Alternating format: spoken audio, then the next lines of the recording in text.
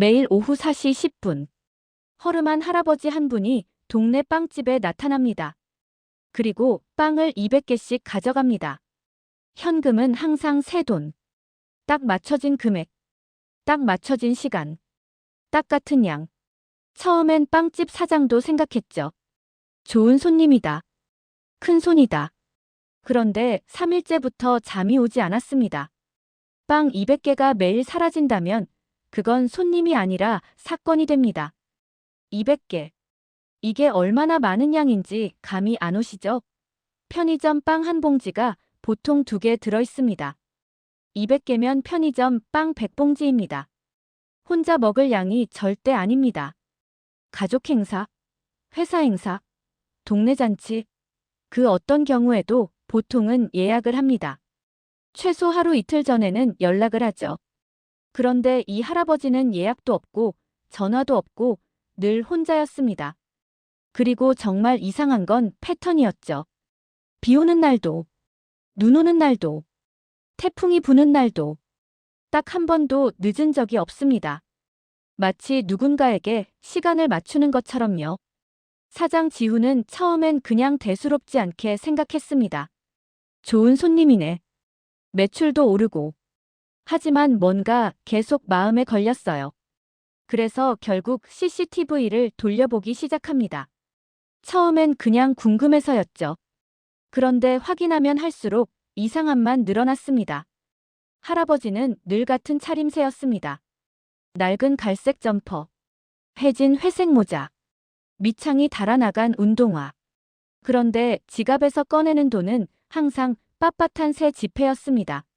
새 돈을 매일 정확한 금액으로 왜일까요? 더 이상한 건 할아버지가 빵을 고를 때였습니다.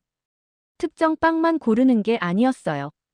단팥빵, 크림빵, 소보로빵, 야채빵 뒤섞여 있었습니다. 마치 누가 먹어도 좋게 다양하게 섞는 것처럼. 그리고 또 하나. 할아버지는 빵을 담을 때마다 직원에게 딱 한 가지만 물었습니다. 이거 오늘 구운 거 맞죠? 신선도를 확인하는 거였어요. 마치 누군가에게 좋은 걸 주려는 사람처럼. 그때부터 지훈의 머릿속엔 이런 생각이 떠올랐습니다. 이 할아버지는 대체 누구지? 5일째 되던 날. 직원 서연이 조심스럽게 지훈에게 다가옵니다. 사장님, 저 할아버지 혹시 되파는 거 아니에요? 요즘 빵도 중고거래 사이트에 올라오잖아요. 한정판 빵 같은 거. 응. 처음엔 웃어넘겼습니다. 설마 빵을 되팔아? 하지만 5일째, 7일째 그 생각이 점점 현실처럼 느껴지기 시작합니다. 빵을 200개씩 사가는 건 비정상적입니다. 그리고 더 이상한 건 빵집의 일상이 무너지기 시작했다는 겁니다. 단골 손님들이 물었습니다. 왜 요즘 빵이 항상 없어요? 예전엔 오후에도 많았는데. 진짜 장사 안 할 거예요? 벌써 3번째 헛걸음이에요. 죄송합니다. 최대한 더 굽고 있는데. 지훈은 할아버지를 위해 매일 굽는 양을 늘렸습니다. 아침 5시에 일어나서 오븐을 돌리고 직원들도 더 일찍 출근했어요. 그런데도 부족했습니다.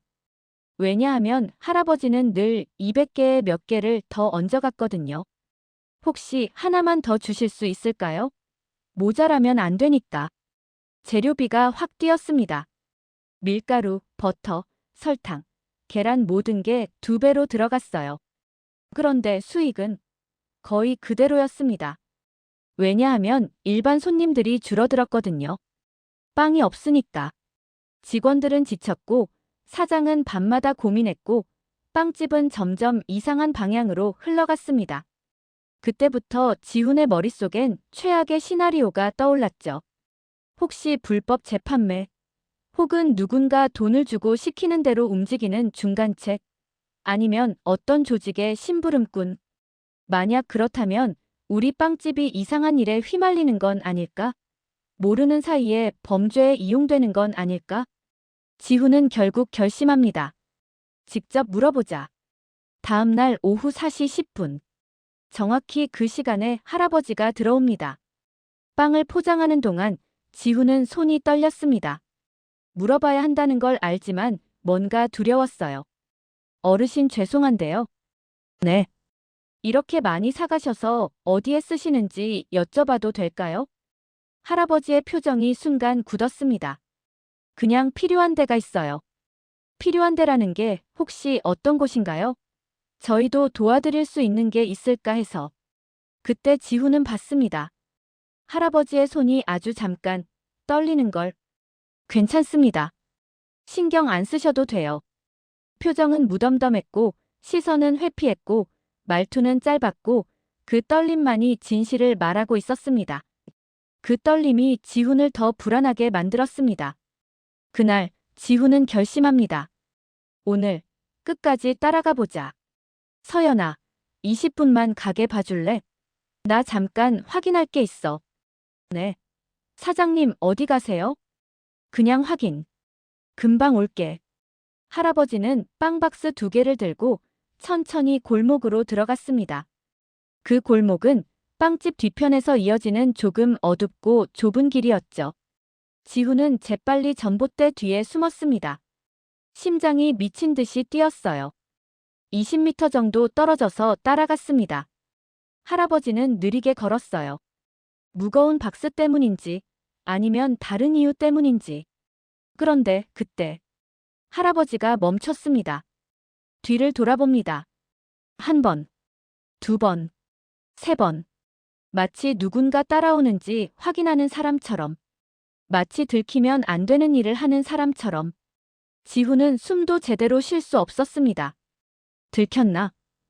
혹시 나를 봤나? 다행히 할아버지는 다시 걸어갔습니다. 그런데 지훈은 확신했습니다. 이 사람은 뭔가를 숨기고 있다. 뭔가 들키면 안 되는 걸 하고 있다. 골목은 점점 더 좁아졌고 해는 점점 더 기울어갔고 지훈의 불안은 점점 더 커져만 갔습니다. 그리고 할아버지가 멈춘 곳. 쉼터도 아니었고 교회도 아니었고 복지관도 아니었습니다. 학원가 골목. 아이들이 쏟아져 나오는 시간. 책가방을 든 아이들, 문제집을 껴안은 아이들, 배고파서 편의점 앞에서 망설이는 아이들.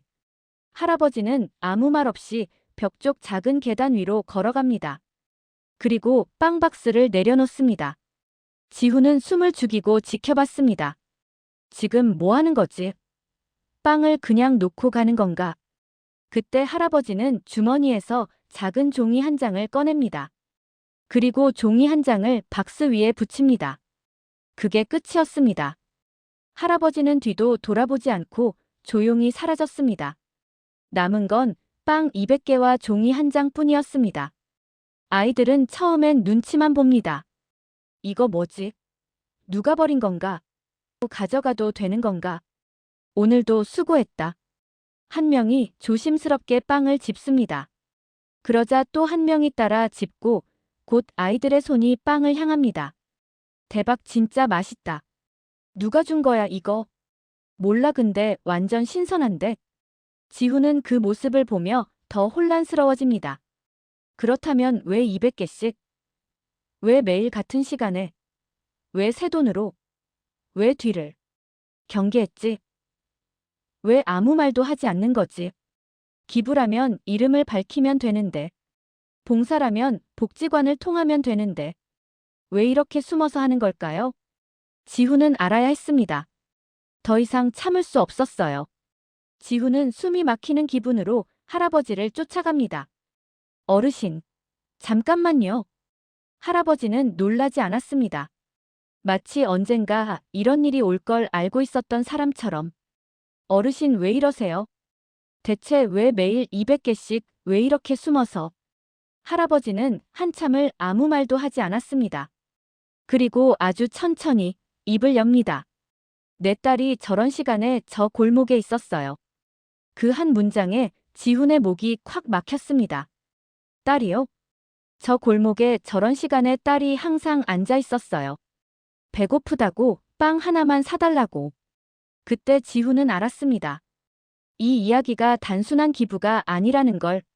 수십 년 전 할아버지 만수에게는 딸이 하나 있었습니다. 이름은 은지. 초등학교 4학년이었죠.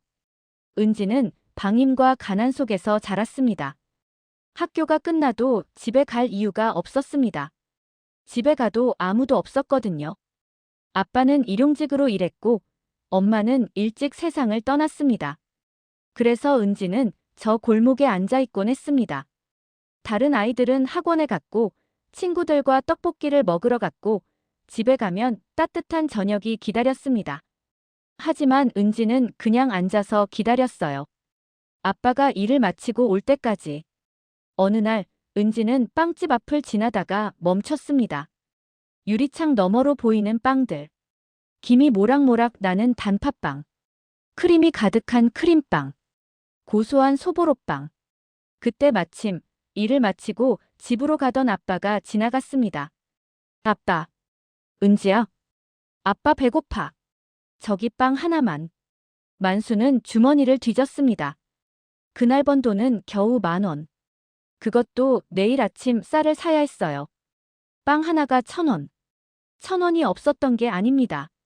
내일이 없었던 거예요. 은지야, 오늘은 안 된다. 내일 사주자. 내일. 응, 괜찮아. 내일. 그 말은 너무 쉬웠고 너무 잔인했습니다. 그날 밤 은지는 굶은 채로 잠이 들었습니다. 새벽 3시. 은지가 깼습니다. 고열로. 은지야. 은지야. 병원에 갔을 땐 이미 늦었습니다. 오랜 영양실조와 면역력 저하. 감기가 폐렴이 되었고 폐렴은 폐혈증으로 번졌습니다. 가난은 병원비도 약값도 시간도 빼앗았습니다. 할아버지는 딸을 잃었습니다. 그리고 평생 그 한마디를 씹어 삼켰습니다. 그때 누가 딱 한 개만 빵 한 개만 줬어도 우리 은지가. 그 순간 지훈은 모든 걸 이해했습니다. 왜 매일 같은 시간인지. 왜 200개나 가져가는지. 왜 새 돈을 고집했는지. 왜 아무 말 없이 놓고 오는지. 그래서 결심했어요. 다시는 그 골목에서 배고픈 아이가 생기지 않게 하자고. 매일 같은 시간. 은지가 가장 배고팠던 그 시간에 빵을 놓습니다. 빵만 놓는 게 아닙니다. 딸에게 못했던 말, 그 한마디도 함께 놓습니다. 은지야, 아빠가 이제라도 제대로 하고 있는 거 맞지? 어르신, 그런데 왜 꼭 새 돈으로 주시는 거예요? 돈이 구겨져 있으면 마음도 구겨져 보이잖아. 아이들 앞에서는 최대한 단정하고 싶었어. 이건 쓰레기가 아니라 선물이다라고 느끼게 해주고 싶었어요. 그래서 매번 은행에 들러 새 돈으로 바꿨습니다. 비록 낡은 옷을 입고 있어도 마음만큼은 단정하고 싶었던 겁니다. 그럼 200개라는 숫자는요? 처음엔 정확히 셀 수가 없었어요. 얼마나 많은 아이들이 저 골목에 있는지. 그래서 어느 날 세어봤죠. 학원 끝나고 집에 안 가고 서성이는 아이들. 편의점 앞에서 망설이는 아이들. 혼자 앉아서 기다리는 아이들. 그날 170명쯤 되더라고요.